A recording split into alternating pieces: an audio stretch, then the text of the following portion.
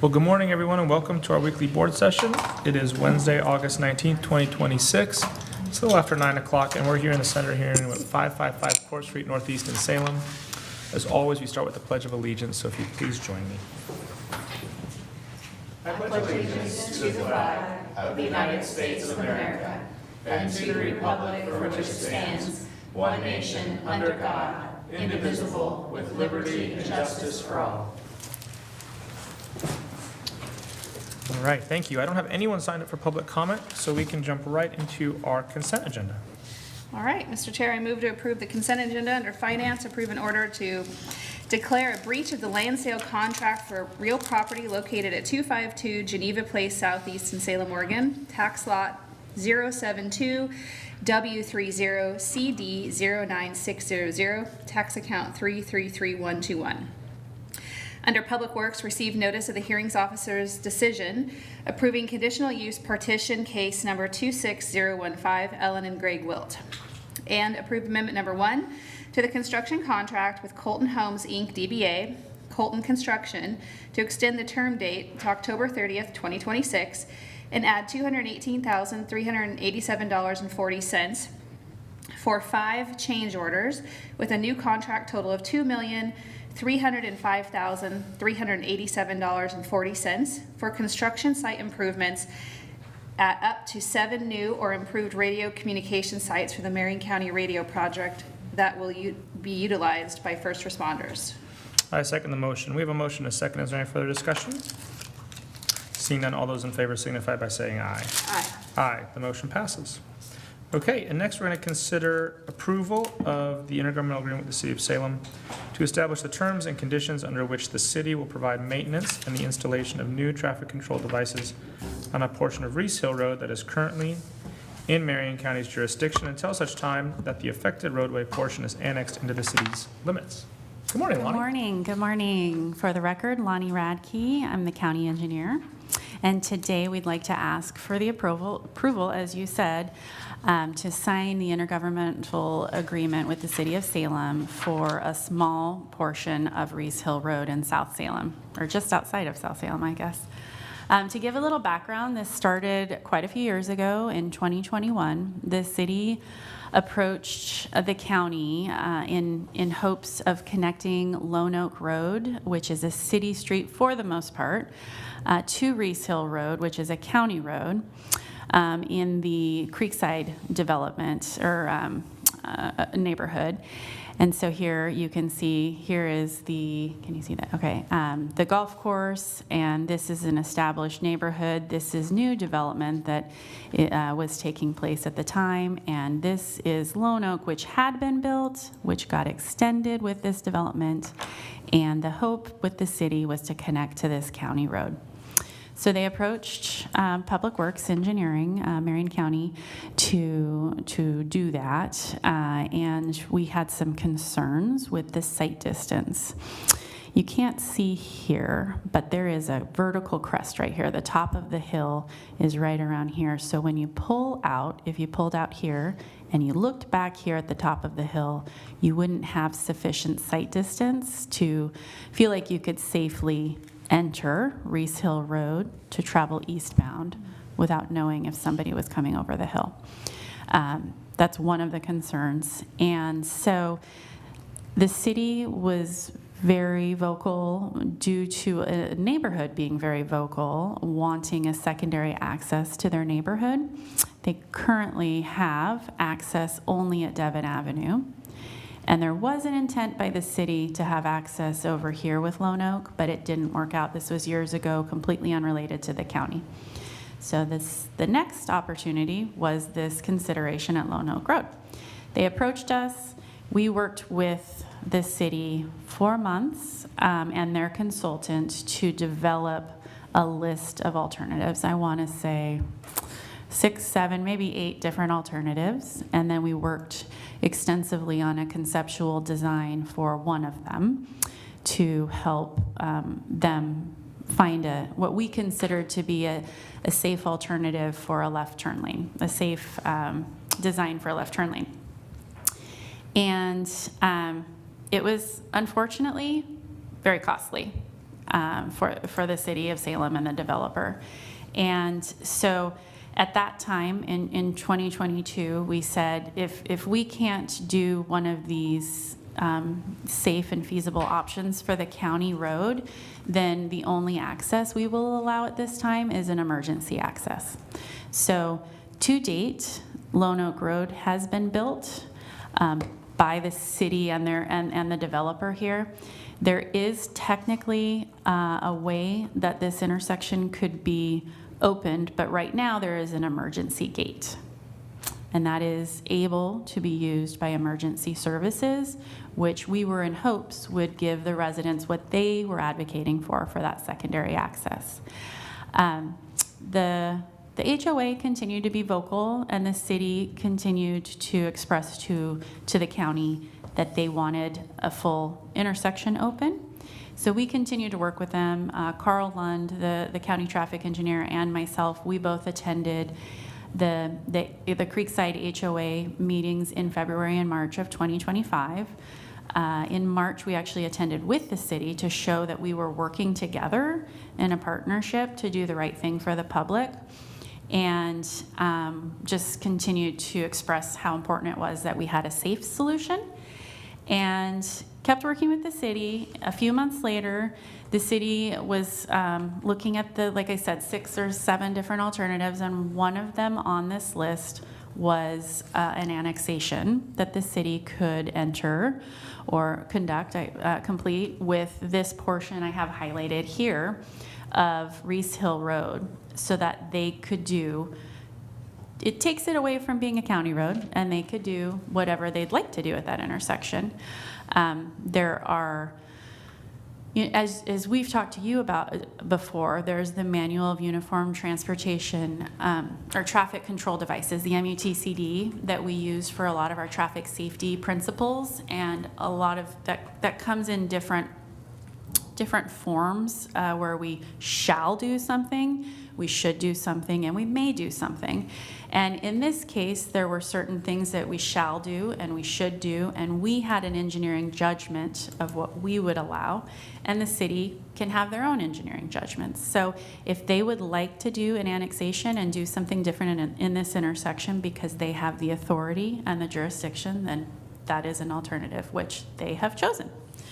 So in order to do an annexation of this section of the road, we worked with planning, both at the county and the city, and engineering, both at the county and the city, to determine a pathway for the city to get there, which would require either a UGB, an urban growth boundary expansion, because something I hadn't mentioned yet here is that the UGB goes right up to the edge, the north edge of Reese Hill. The city limits go right up to the edge of Reese Hill Road. And if they could expand that UGB just to include the width of the road, then they could also do an annexation.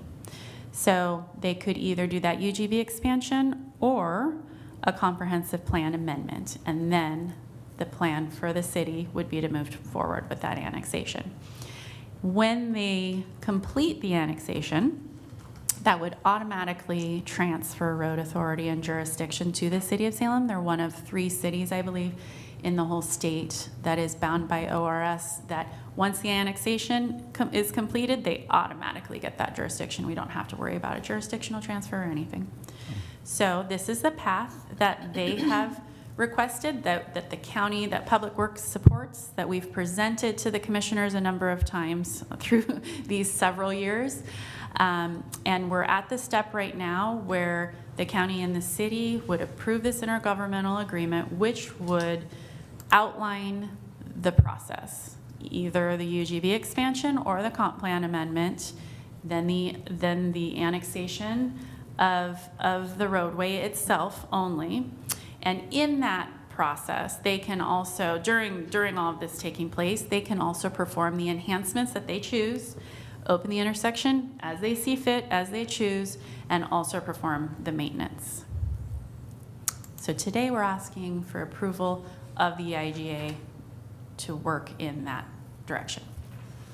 Can we get other cities to adopt the roads in their cities that they say are our responsibility? You know, We have some that like to do it. And then unfortunately, a lot of our cities are so small that they have an even tighter budget than we do. So we just do our best to work with them on their needs. And if they really want something, then we continue to remind them that they can always I'm just take over sick of jurisdiction. constituents coming to me and telling me Yes. some city official Uh-huh. blamed the county for the state of the roads within their city. Mm-hmm. And I just want to say it to everyone. If there is a road within the city limits that is owned by the county, I will vote to give it to the city every single day of the week, all day. They can have it. So I just want to put that on the record. So the next time somebody says, oh, the county X, Y, and Z, just to be clear, whatever city is complaining about the county, I will vote. I can only speak for myself, but I will vote to give them the road within their city limits every day of the week. We continue to remind cities that they have that beautiful option. We try to make it as inviting as possible. I also think it's very cautious, it should be very cautious of any resident in Marion County to be too forthright in their negativity around roads that the county owns, because I believe, especially after listening to last week's City of Salem work session on roads, that we are by and far above the standard expectation of what a road should be in the way you travel it and its accessibility and its safety. In fact, the city staff reported to the city council last week that they are $11 million behind in just basic road maintenance in the city, and within 2 years will have a substantial deficit in their road fund, which is shocking to me considering everybody gets road fund from state taxes, the gas tax, and so now they're considering new gas taxes in the city limits of Salem and new fees, including like more parking fees, et cetera, to be able to maintain their roads. I'm surprised they want this road. I support it. I'm going to vote yes. But on this particular topic, I do have a couple questions that I think are important for you to answer. So if I were the neighbor on the very south side of this road, I would be very concerned about my future access. Because once we give this to them, to the city, the county has no more control over driveway access points because it's not our road. What is the communication that you will be engaging in to help those neighbors understand what's coming and what they might want to do before the annexation occurs? Thank you for bringing that up. And I know that's been a huge part. Ever since you've been in office, you have really helped me consider the communication plan. That is a priority. So, and with this specifically, you had said we need to make sure we're reaching out to those property owners. So we haven't done that quite yet, but that is our next priority after this being approved. There luckily aren't a lot of properties that will be directly impacted, but we will reach out to each of them and explain what could happen. The reality is we will remain the permitting authority until the annexation takes place, which will be years. I should have mentioned that earlier. This is not going to be a short process. Yeah. The annexation alone requires voting by the public and Like an election. Yeah. and then to either do the UGB expansion or the comp plan amendment is not as long, but this will be a few years out at least. So we will be working with them to understand what could happen. From what I understand, I don't think that they have extremely restrictive access standards compared to the counties, but we are going to understand that better to understand how that will change and then find, we have a contact that will be able to help them with any potential annexation questions, because right now, this is not setting them up to be able to annex a parcel, private property at all. This is just strictly for the road. But if they have any questions about that concern, we want to have somebody lined up and we have that person to talk to you about those kinds of questions as well.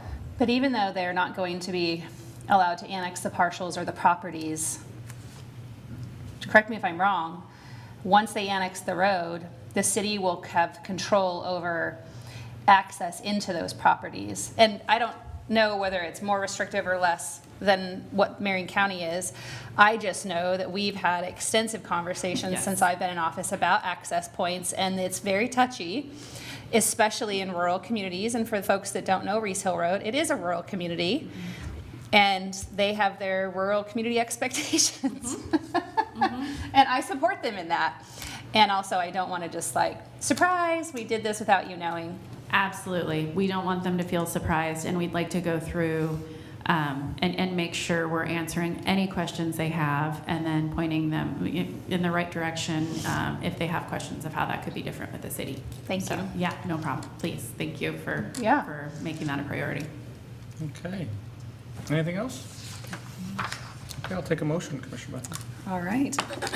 I move to approve the intergovernmental agreement with the City of Salem to establish the terms and conditions under which the city will provide maintenance and the installation of new traffic control devices on a portion of Reese Hill Road that is currently in Marion County's jurisdiction until such time that the affected roadway portion is annexed into the city limits. And I second the motion. We have a motion and a second. Is there any further discussion? There is actually, as I read that, I just realized that I wasn't listening properly, Lonnie, to you when you told us that they're going to install the new traffic control system before they take the road. So whose liability then is it upon this IGA for the concern that your team brought forward to us where we said, no, we wouldn't put that device in? I do want to start by saying that I don't think that what they want to do, in with their engineering judgment, they're doing the safe thing for the public.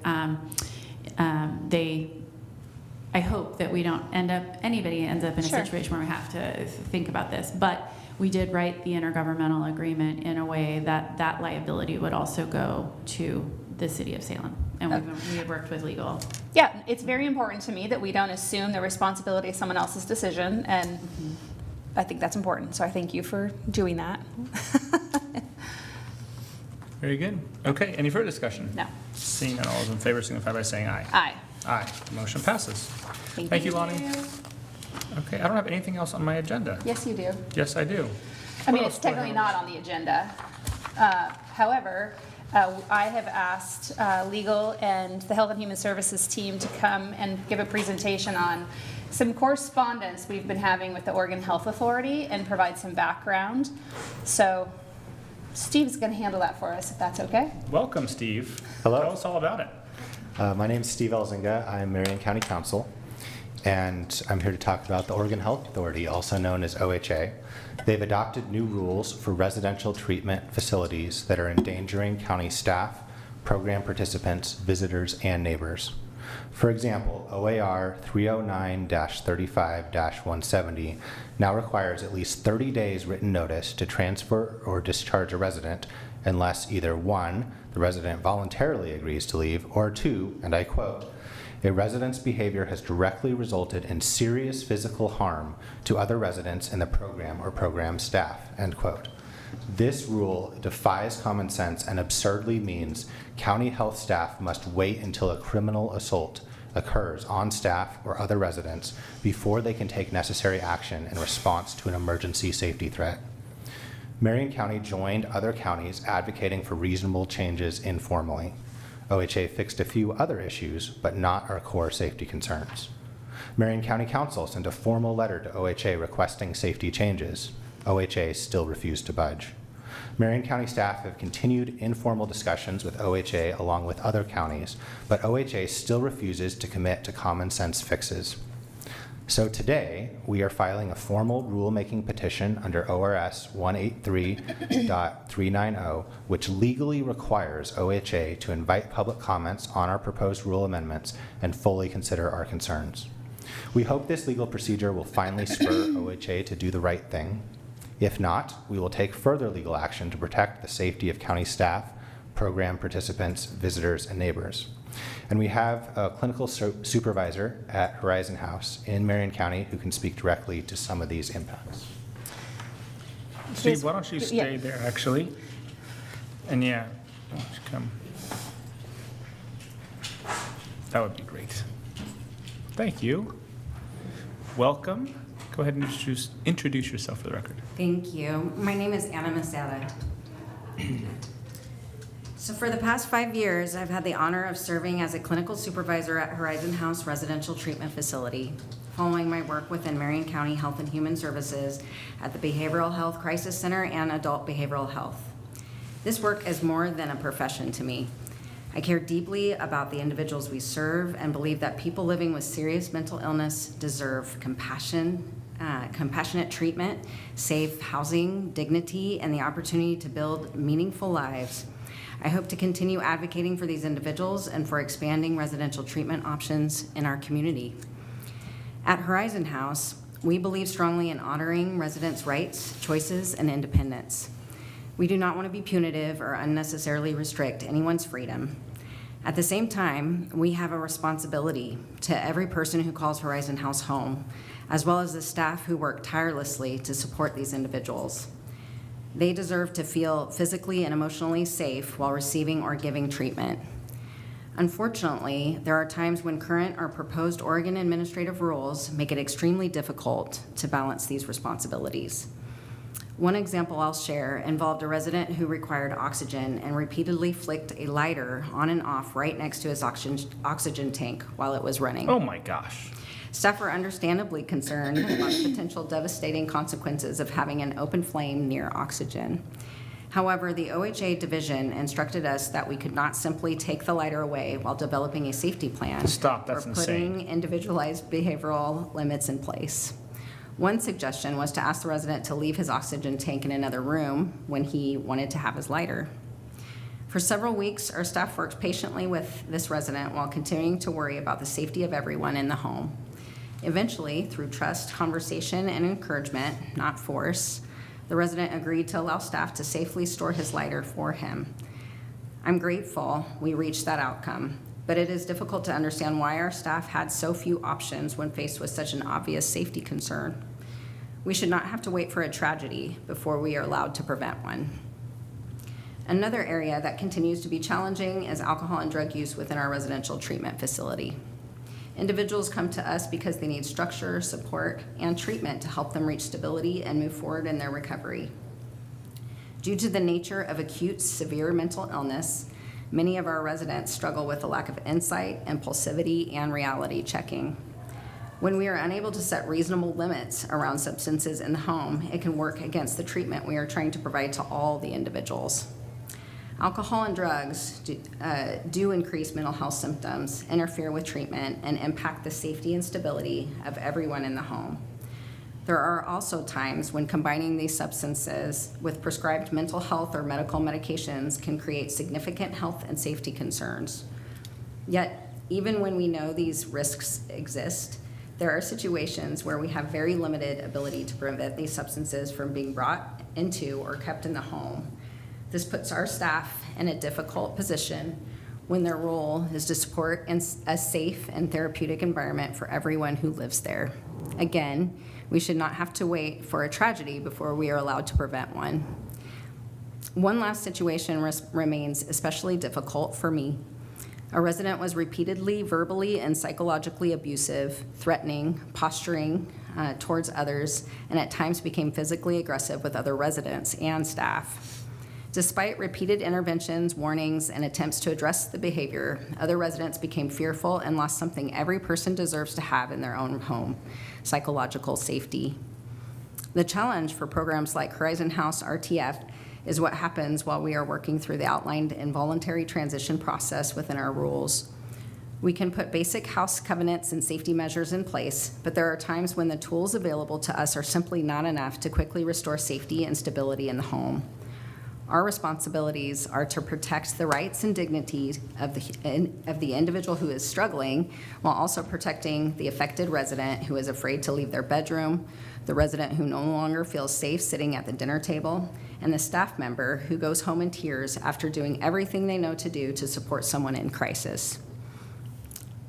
We are not asking for the ability to remove someone simply because their behaviors are challenging. Challenging behaviors are part of the work we do, and our staff understand that. They care deeply about the individuals they serve and understand that some days will be incredibly difficult. At the same time, our staff and the other residents who call Horizon House home deserve an environment where they can feel safe. What we are asking for is a system that recognizes there must be a balance. We are ultimately able to assist this individual with a voluntary transition to another home, but it took a significant amount of time. That resident left more than a year ago, yet the impact has not left with them. Some residents still continue to struggle with feeling safe in their home because of the psychological and emotional abuse they endured from that individual despite staff intervention and support. That is something I carry with me. Protecting the rights of one individual should not mean that we should lose sight of the rights, safety, and well-being of everyone else living and working in that home. These experiences are why I believe dignity, individual choice, accountability, and safety must be able to coexist. Individuals who require licensed residential treatment often need compassionate structure and support to develop the skills necessary for recovery and greater independence. Allowing providers to establish reasonable safety boundaries is not about restricting an individual's rights. It's about creating an environment where treatment and healing can actually occur. Our staff carry this responsibility every day. They work holidays and severe weather days, prepare meals, administer medications, respond to medical concerns, de-escalate crises, and support residents through some of the most difficult moments in their lives. They continually find creative and compassionate ways to honor residents' choices while trying to keep everyone safe. I cannot say enough about their dedication. My greatest priority will always be the safety, dignity, health, and recovery of the people we serve, along with the safety and well-being of the staff who care for them and the community in the vicinity of the home. I believe we can protect individuals' rights without losing sight of our responsibility to protect the entire community in and around a residential home. My hope is that Oregon's rules will give providers the reasonable tools, support, and flexibility necessary to do both. Our residents deserve more than a bed. They deserve a home where they can feel safe enough to heal, supported enough to grow, and empowered enough to build a better future. That is what residential treatment should provide, and that is what I will continue to advocate for. Thanks for allowing me to share. Thank you, Anna. Commissioner Bethel, I can tell you have something to say. I've had something to say. This isn't the first time. While the world might be hearing about this, I've been navigating this for several weeks with this team. And first of all, there's just a small representation of you in this room, 2 of you, at the supervisory level of a program that literally saves people's lives every day. And listening to you talk and tell the 2 situations, which are just 2 of the numerous ridiculous things that you all have to navigate every single day in the role that you take on behalf of families and our community. What strikes me as most infuriating is the fact that the Oregon Health Authority and Ebony Clark herself are so ignorant and so disrespectful that she found it appropriate to respond to our request with a letter filled with ridiculous responses and borderline lies. She shouldn't be qualified, if she is even qualified, to be in the job that she is in. And I would guess that she has never once stepped foot in a residential facility, let alone provided a service to the individuals that you are caring for in Horizon House. And I invite her publicly to bring herself from the Tower of Portland that she sits in to Salem, to Horizon House, and to see that facility and the size of it, to understand what you go through every single day. This might be, no, it is the most infuriating thing that I have interacted with as a county commissioner. As a child of somebody who had severe and persistent mental illness, I can't say enough about the things that you guys do. The things that I have witnessed loving individuals do when they are not in their right mind is unacceptable to children, spouses, and people that take care of them. And I am actually thinking as a county commissioner that this is a body of work we shouldn't be doing, because we have a responsibility as elected officials on behalf of the citizens of this county to protect their taxes and to protect their neighbors. And I cannot sit here in my own consciousness and believe that I have to know that you're going to go back to that building with these rules in place, possibly putting your life on the line. And it's not dramatic to say that, because there is not an institution of medical need in America that allows people to take flames near oxygen. You're not even supposed to have flames in a gas station. And for OHA to suggest that it might not be a problem and that you should just work your way through it in trust is beyond absurd. The fact is, I used to work for the fire district in Marion County, and not many people actually get to experience what a house fire is when it's fully engulfed, but I can tell you it's terrifying. And when an oxygen tank explodes, it's not a small fire. It's a very, very big deal. This petition is pretty much what we can do right now. And I'm grateful that Steve was able to bring this forward with Jennifer to make sure that OHA has to say on the public record why they don't want to protect our employees, why they don't believe safety for these residents is the #1 priority. But it doesn't go far enough for me. The governor herself is responsible for this. Fairborse, who is now the director of OHA, is responsible for this. And it's past time that we do something about it. So I hope that people listen. I hope the media decides to pay attention. And I frankly hope that people hear you and appreciate what you do, because without you, our streets would be worse, people would be worse off, and families would be in more tragedy. So thanks for supporting the petition. Yeah, But I'm absolutely. frankly just pissed off. So, Anna, I want to thank you for your presentation today. I found myself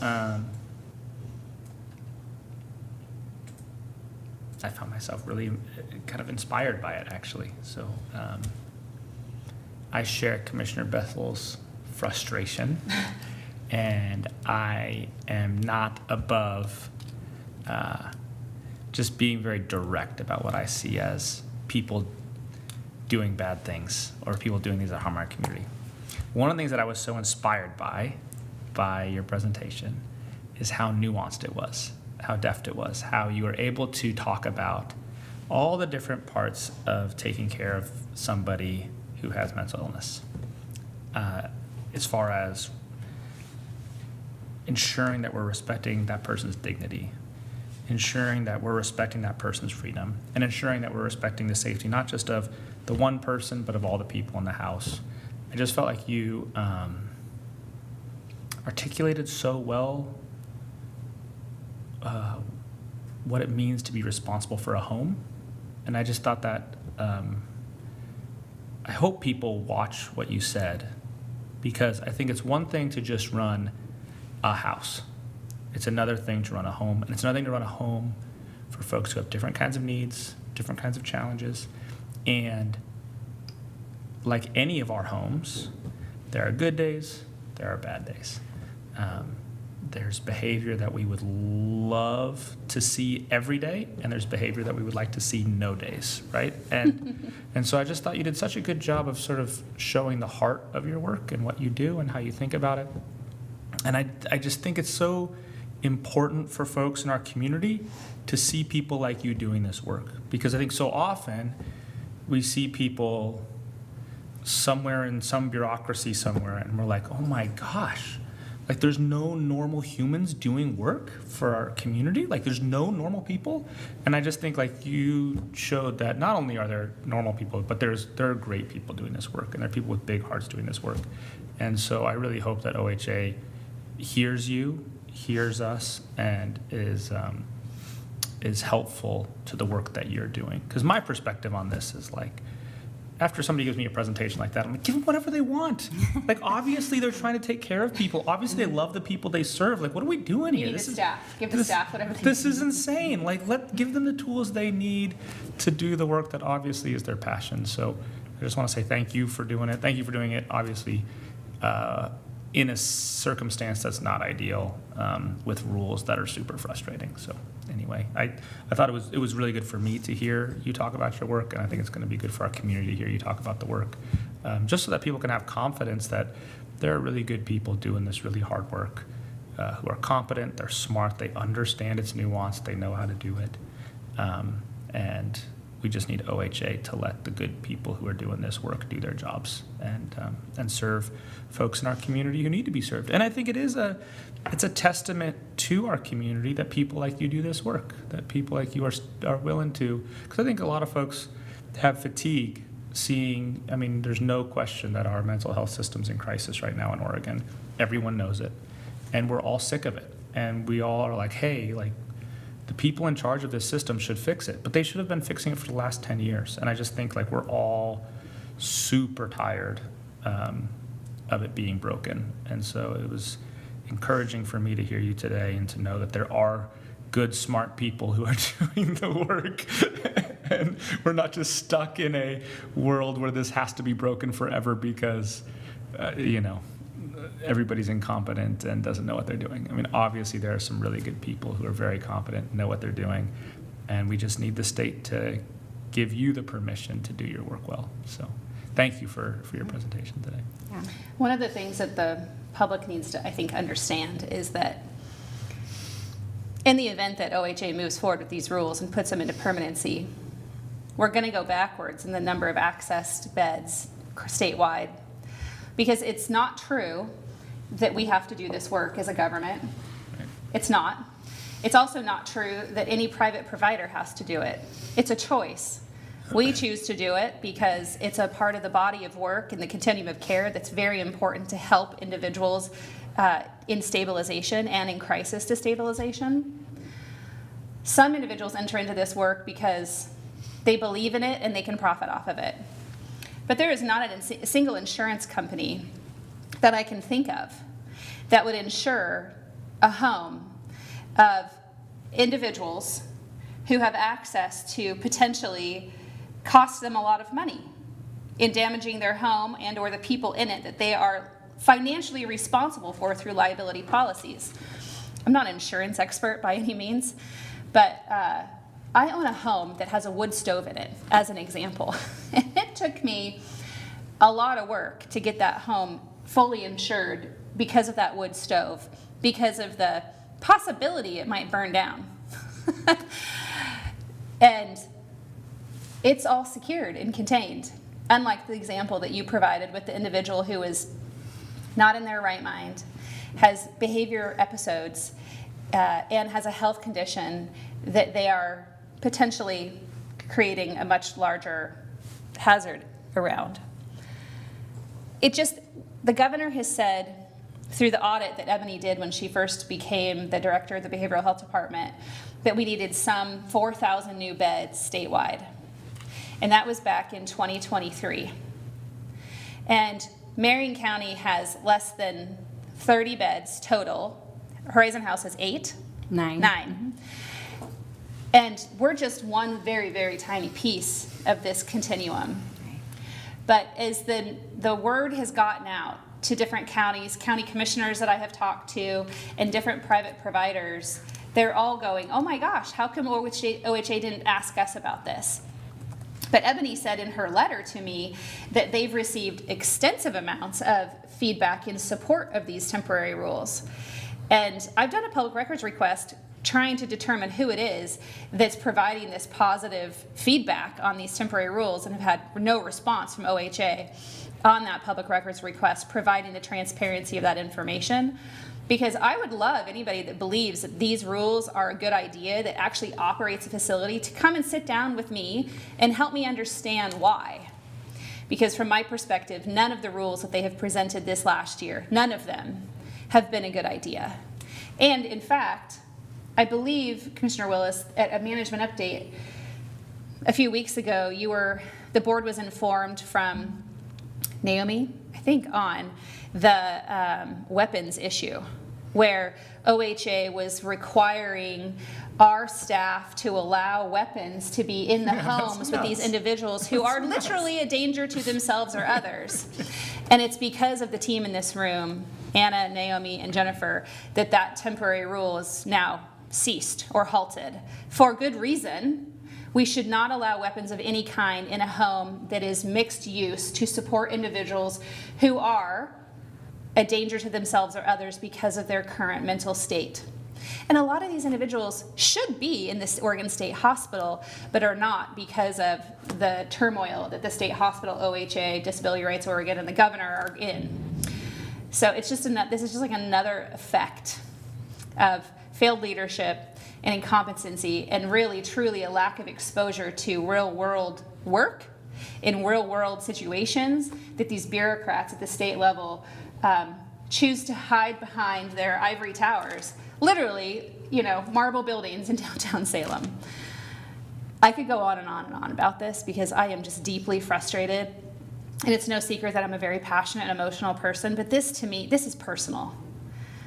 I truly am grateful that you show up to work every day and that you care for your team so deeply and the challenges they've faced, that they come to work every day. So please pass on our appreciation to them and let us know how we can continue to show up for you, because I'll skywrite it if I have to. Yeah, and I'll just reiterate what we said when we met before. Like, we have your back. We're going to support you. Keep doing the right thing. Thank you so much for the recognition and support, and just the opportunity to share. I really, truly am hopeful that this will start more further conversations, and that residential providers will continue to speak up and advocate for their teams and all the works that, are happening in this community-based services that we provide. I think that, most of the individuals that I work with are some of my favorite humans. They're very compassionate. They show up, and they don't know what's going to happen that day, or, and just really flexible, and they care. And we want to provide more beds. We truly do. We want to expand and grow, and I want to be part of that and continue to advocate for housing for this population that I care deeply about. I too have professional and personal reasons for that. So yeah, I'm happy to be part of any further conversations, happy to answer any further questions that might come up, and just thanks again for the opportunity to share and advocate for what we do. So, what are the next steps once you file the petition, Steve? So the petition is being filed today. The law requires Oregon Health Authority to solicit public comments. We know from numerous informal discussions that there are a lot of other counties that have similar concerns. So we'll be notifying, I'll send something out to the county council listserv to let them know and encourage them to start submitting those public comments. If OHA does not voluntarily fix this, I believe there are several other legal options we could take if we need to escalate further. We hope we don't have to do that. But I think given the nature of the safety concerns, we will have to consider that if they don't voluntarily fix this. Thank you. Thanks for your team. I know you guys have a lot on your plate and you're working very hard, but it matters. So thank you. awesome. Yeah, Thank great. you very much. Have a Thank good you. day. Thank you. Anything else, Commissioner, before we No, adjourn? that's a lot for today. That's a lot. Okay. With that, we are adjourned. Thanks, everybody.